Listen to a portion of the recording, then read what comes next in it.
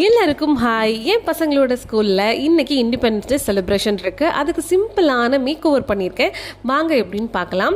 First வந்து சாய்ஷா குட்டி. இப்போ சாய்ஷா குட்டி யூகேஜி படிக்கிறதுனால அவளுக்கு ஏஞ்சல் மாதிரி ட்ரெஸ் போட்டு இன்றைக்கி சின்னதாக ஒரு டான்ஸ் பர்ஃபார்மன்ஸ் இருக்குது. ஸோ பிளெயின் ஒயிட் ஃப்ராகுக்கு மேட்சாக வந்து பார்த்திங்கன்னா பேர்ல்ஸ் அண்ட் ஸ்டோன்ஸ் வச்ச மாதிரி அவங்களுக்கு நெக் செட், அதே மாதிரி இயரிங்ஸ் கொடுத்துருக்கேன். ஸோ ரொம்ப பிளெயினாக இருக்கிறதுனால பிங்க் கலரில் ஒரு சின்னதாக ஹேங்கிங் பண்ணுற மாதிரி ரிப்பன்ஸ் வச்சு பண்ணியிருக்கேன். அதுக்கு மேட்சாக சாரீ பின்னையும் நான் அட்டாச் பண்ணியிருக்கேன்.